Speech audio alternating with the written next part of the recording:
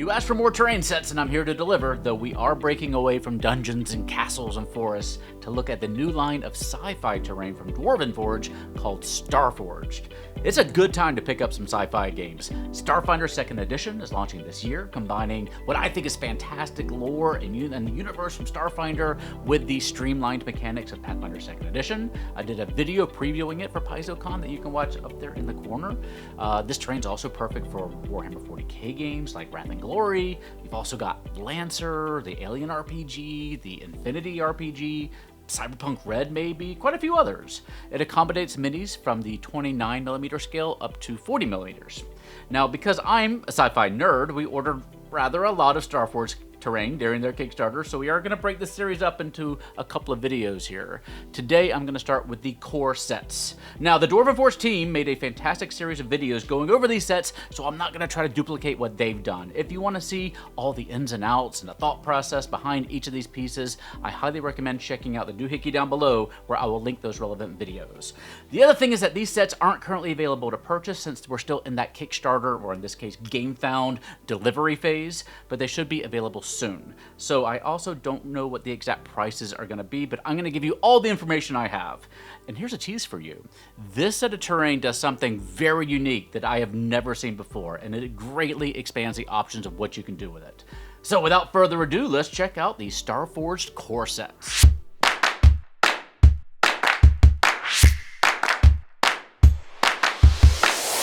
Enhance and improve your 5e games today with Hit Point Press. Explore the cute but deceptively deep campaign setting of Humblewood, where a new threat imperils the peace between the Humblefolk and the Birdfolk. Or enhance your 5e games with animated spell, condition, and townsfolk cards.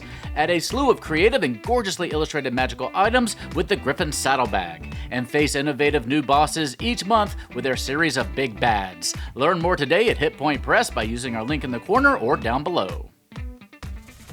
As you probably know, Dwarven Forge is often sold in various sets and bundles and add-ons, and sometimes things do change between the Kickstarter and when they hit the Dwarven Forge web store, so be sure to check out their website for the latest details.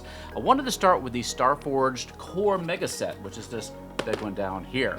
And it's probably going to be the sweet spot for most people.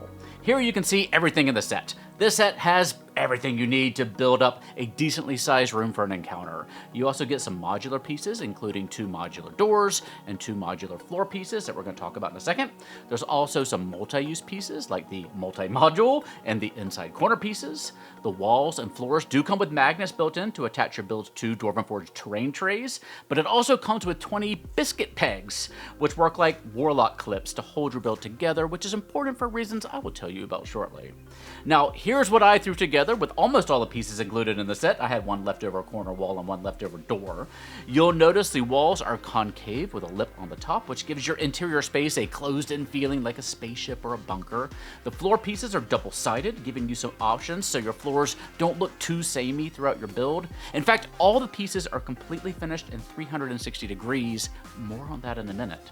The modular door piece is designed to fit on top of a floor piece, and its height makes it flush with your other wall pieces. Here you can see it with some Starfinder minis from WizKids. God, I really want more painted Starfinder minis. With Starfinder 2nd Edition coming out this year, it's a great time for them to make some Starfinder product announcements. But I digress. Just like all Dwarven Forge terrain, you have the subtle 1-inch grid incorporated into the flooring to help you with your gameplay. And let's just take a minute to take a closer look at the little details of these walls. Here you can see some straight walls, a corner wall, and an interior corner, and notice how all the little conduits line up to make this look like a cohesive mechanical design. This is definitely more of a lived-in aesthetic, more Battlestar Galactica and Warhammer than Star Trek. Let me show you some of those special modular pieces, starting with the floor. You get a number of little inserts that you can pop in, including a translucent force field, some wires and circuitry, and a blast door. You also get some little cardboard pieces that you can put under the floor to hint at something underneath, like an engine or a Jeffries tube, if you're going to use a Star Trek term. One cool thing is that you can put an insert on each side, so you can have a floor with wires underneath and a blast door on top that your player's going to have to find a way to get through to complete their mission with the wires underneath. The door pieces pieces reuse some of these inserts, namely the force field, the blast door, and the wires. The force field can double as a window, I think. You can use the wires as an open panel that the players are actively working on, and you can remove the insert if the players find a way to open that door. The accessory wall is another great little versatile piece. It comes with some extra bits to put in those little biscuit holes, allowing you to attach some accessories. In this particular set, we have the ladder, which you can put on either side. We also have what they call the metal corbel, which is not actually metal. The corbel allows you to attach something with a pole accessory, which includes the sensor arm in this set. You may have some other pole accessories from your other Dwarven Forge sets as well. Next up is the unassuming multi-module. You can lie it flat as scattered terrain, maybe it's like a locker. You can use it as a wall if you want to set your build off by an inch using those 1x2 floors. The back can accept the pole accessory, so you can flip it around to make use of those.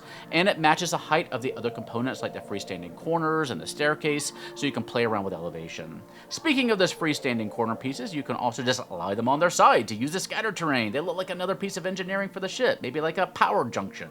A lot of work went into making these sets as versatile as possible, which brings us to the biggest reveal of the set. You can flip everything upside down to build exterior builds like this. Maybe your crew landed on an alien moon and they have to make their way into a fortified base. You can use terrain trays or game mats like this one from WizKids to have negative space for the moon's surface or the planet's surface, and then you can use the ladders and the stairs to have elevation.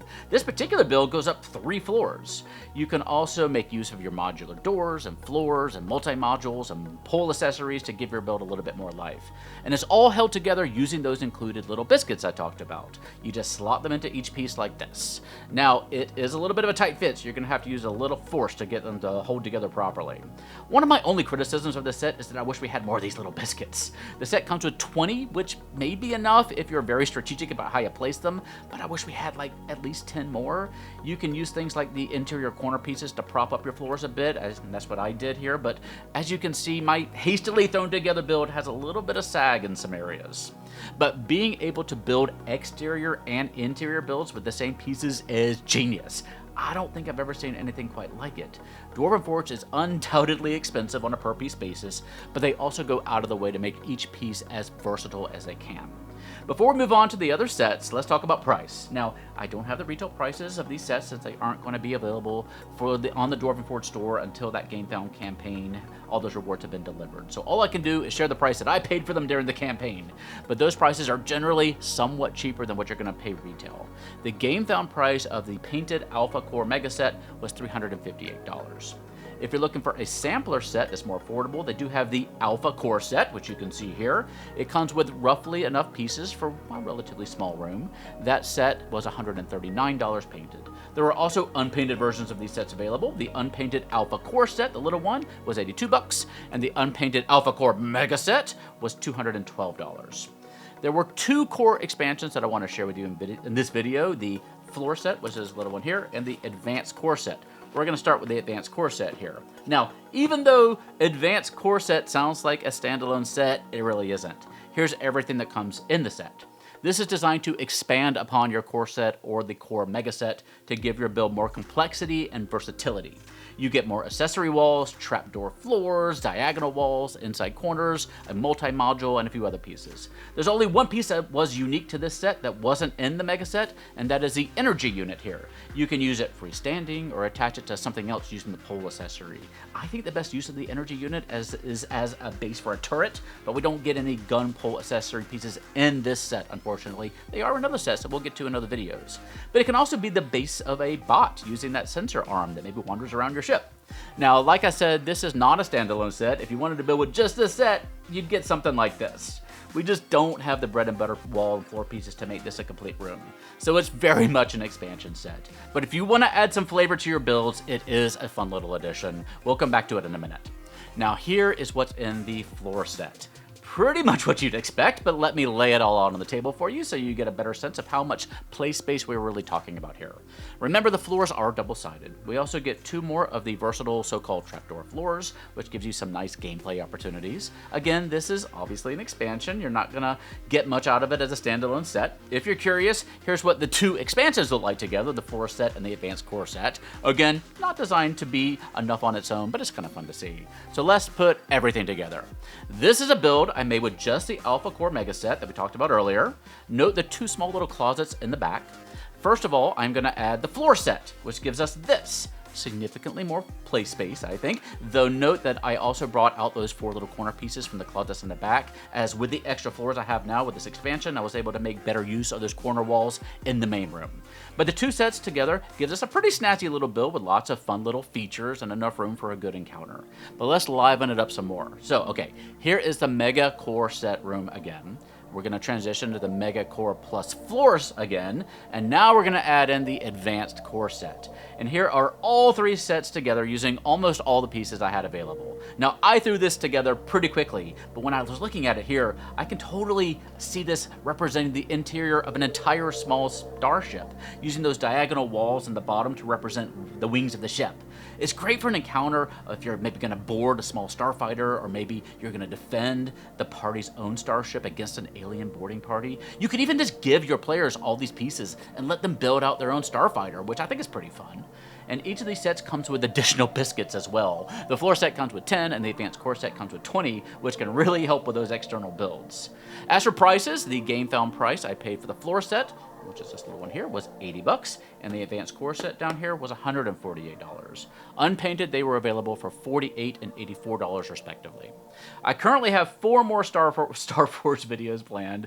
We're going to look at the Explorer's Mega Pack, the Catwalk and Pipeline sets, the accessories and the barricade packs, and the little bonus caches that were available as stretch goals. I don't know if they're going to still be available in that format, but they're kind of fun. We're going to take a look at it.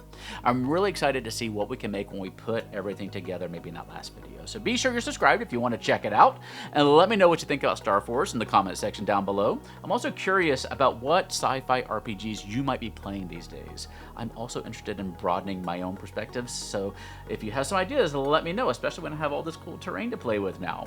Also, remember to check out Hit Point Press if you'd like to bling out your games with fancy terrain. You should also consider adding in some animated spell cards. I cannot tell you how much more fun it is to be a caster when you're able to build your spell book with animated cards like this that you can reference as you play. Check them out using our links down below. But for now, please stay safe, have fun, love each other, and I will see you next time at the Gallant Goblin.